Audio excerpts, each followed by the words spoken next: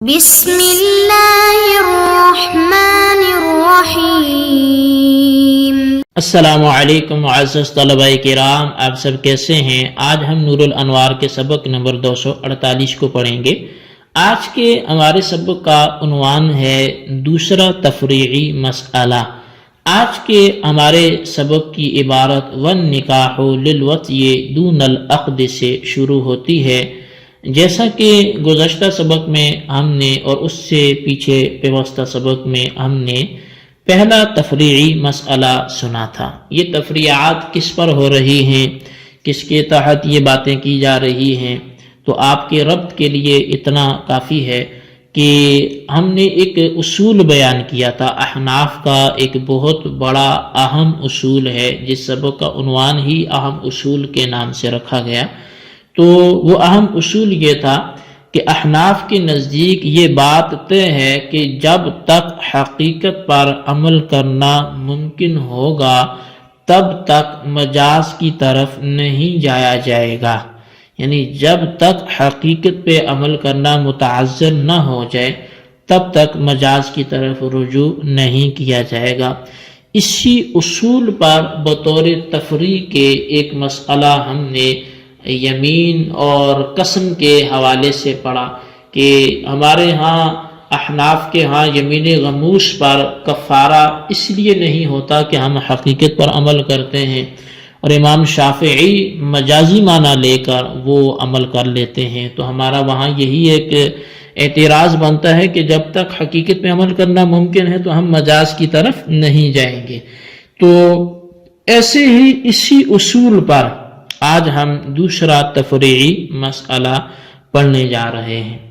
وہ دوسرا تفریعی مسئلہ یہی ہے کہ اصول یہی ہے کہ جب تک حقیقت پہ عمل کرنا ممکن ہوگا ہم مجاز کی طرف نہیں جائیں گے۔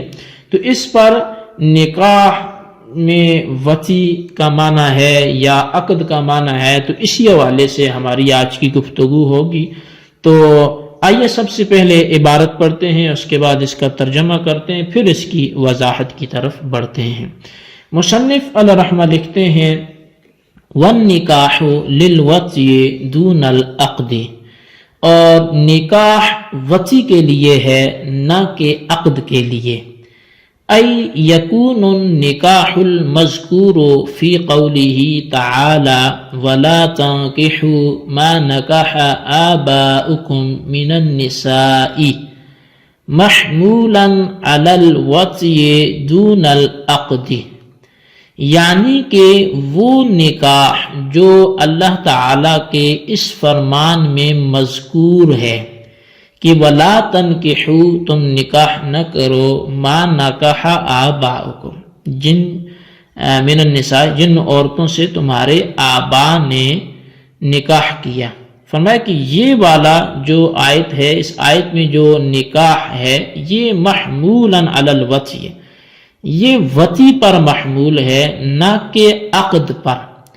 فَيَشْمُلُ الْوَطِيَ الْحَلَالَ وَالْحَرَامَ والوطیہ بملک الیمین ایضا، تو پس یہ نکاح وطی حلال اور وطی حرام دونوں کو شامل ہوگا، بلکہ یہ وطی بملک الیمین کو بھی شامل ہوگا۔ لأن النکاح فی الاصل الضم، اس لیے کہ اصل میں جو نکاح ہے اس کا معنی ہے الضم، ملانا، ملنا۔ وَهُوَ إِنَّمَا يَكُونُ بِالْوَطْيِ، اور یہ معنی جو ثابت ہوتا ہے وہ وطی کی صورت میں ہوتا ہے۔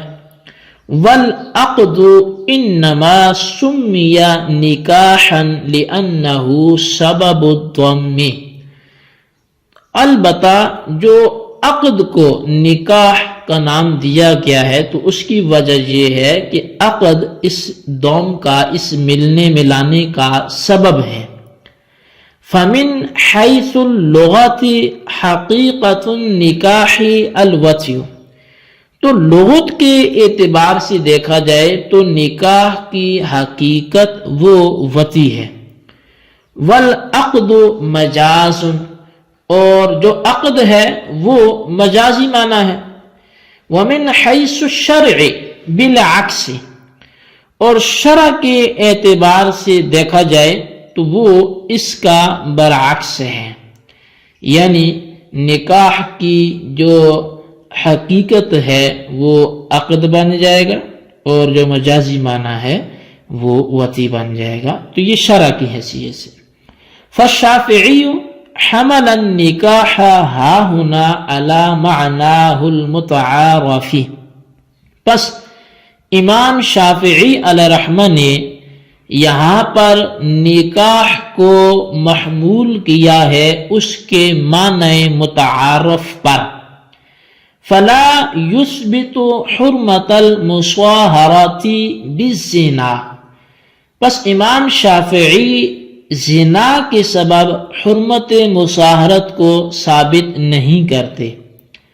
وَنَحْنُ نَحْمِلُهُ عَلَى حَقِيقَةِ اللغویۃ، اور ہم اس کو محمول کرتے ہیں لغوی حقیقت پر۔ فَنُثْبِتُ حُرْمَةَ الْمُصَاهَرَةِ بِالزِّنَا، تو پس ہم حرمت مصاہرت کو زنا کے سبب بھی ثابت کرتے ہیں۔ جی طلبہ کرام، یہ تھی ہمارے آج کے سبق کی عبارت اور اس کا ترجمہ جو آپ کے سامنے پیش کیا گیا۔ آج کے سبق میں ہم جو دوسرا تفریعی مسئلہ پیش کرنے لگے ہیں وہ مسئلہ یہ ہے کہ آیت جو اللہ تبارک و تعالیٰ کے کلام کا حصہ ہے کہ وَلَا تَنكِحُوا مَا نَكَحَ آبَاؤُكُمْ، کہ جن عورتوں سے تمہارے آباء نے، باپوں نے نکاح کیا ہے تم ان سے نکاح نہ کرو۔ اب یہاں جو نکاح کیا ہے اس نکاح کرنے سے کیا مراد ہے؟ تو اس آیت میں لفظی نکاح سے وطی مراد ہے اور عقد نکاح مراد نہیں ہے، اور اس کا مطلب یہ ہوا پھر کہ ان عورتوں کو نکاح میں نہ لاؤ جن سے تمہارے آباء نے وطی کی ہے، اور وطی ظاہر ہے پھر وہ عام ہے کہ حلال ہو حرام ہو، وطی بھی مل کے یمین ہو، سب کو شامل ہے۔ دلیل اس کی یہ ہے کہ نکاح کے لغوی معنی وہ ضم کے ہیں، ملنے کے ہیں، اور ضم صرف وطی کی صورت میں ہوتا ہے، ملنا وطی کی صورت میں ہوتا ہے، تو گویا نکاح کے لغوی اور حقیقی معنی وطی کے ہوئے، اور عقد نکاح کو نکاح اس لیے کہہ دیا جاتا ہے کہ عقد نکاح اس ملنے کا سبب ہے۔ تو حاصل یہ کہ لغت کے اعتبار سے نکاح کے حقیقی معنی وطی کے ہیں، اور عقد نکاح کے مجازی معنی ہے، اور شریعت کے اعتبار سے اس کا الٹ ہے، یعنی عقد نکاح کی حقیقت ہے اور وطی جو ہے وہ مجاز ہے۔ تو یہ شرعی اعتبار سے ہوا، لغت کے اعتبار سے جو عقد نکاح ہے یہ مجاز ہے اور وطی حقیقت، اور شرع کے اعتبار سے وہ عقد نکاح حقیقت ہے اور وطی مجاز ہے۔ حضرت امام شافعی علیہ الرحمہ نے شریعت کا اعتبار کرتے ہوئے آیت مذکورہ میں نکاح کو اس کے معنی متعارف یعنی عقد پر محمول کیا، اور اس صورت میں مطلب یہ ہے کہ جن عورتوں کے ساتھ تمہارے آباء نے عقد نکاح کیا ہے تم ان کو اپنے نکاح میں نہ لاؤ، یعنی امام شافعی صرف عقد نکاح یعنی وطی حلال سے حرمت مصاہرت ثابت کرتے ہیں اور زنا سے ثابت نہیں کرتے، جبکہ ہم حنفیوں کے نزدیک آیت میں لفظ نکاح حقیقت لغویہ یعنی وطی پر محمول ہے، لہذا مطلقاً وطی سے حرمت مصاہرت ثابت ہو جائے گی۔ وطی خواہ حلال ہو یعنی بصورت نکاح ہو، یا وطی حرام ہو یعنی بصورت زنا ہو، اور لفظ نکاح کو حقیقت لغویہ یعنی وطی پر محمول کرنے کی وجہ مذکورہ وہ ضابطہ ہے، یعنی جب تک حقیقت پر عمل کرنا ممکن ہوتا ہے مجاز کی طرف رجوع نہیں کیا جاتا۔ لیکن یہاں ایک اعتراض ہوتا ہے، وہ یہ ہوتا ہے کہ مذکورہ آیت کے تحت بیان کردہ اصول سے ثابت یہ ہوتا ہے کہ بیٹے کے لیے صرف باپ کی موطوعہ سے نکاح کرنا حرام ہے، اور باپ کی منکوحہ غیر موطوعہ سے نکاح کرنا حلال ہو جائے گا، کیونکہ اس سے تو عقد نکاح یعنی جو بمعنی حقیقی لغوی اعتبار سے دیکھا جائے وطی تو نہیں ہوئی، حالانکہ احناف کے نزدیک تو باپ کی منکوحہ غیر موطوعہ سے بھی نکاح کرنا حرام ہے، تو اس کا کیا جواب ہوگا جی؟ تو اس کا جواب یہ ہے کہ باپ کی موطوعہ سے نکاح کی حرمت تو آیت وَلَا تَنْكِحُوا مَا نَكَحَ آبَاؤُكُمْ سے ثابت ہے، اور باپ کی منکوحہ غیر موطوعہ سے نکاح کی حرمت وہ اجماع سے ثابت ہے، تو لہٰذا اس پر کوئی جو ہے وہ اعتراض باقی نہیں ہوگا کہ جس دلیل سے ہم نے یہاں ثابت کیا ہے اس دلیل سے منکوحہ غیر موطوعہ سے حرمت ثابت نہیں ہے، اس کے لیے الگ سے دلیل موجود ہے اور وہ اجماع ہے۔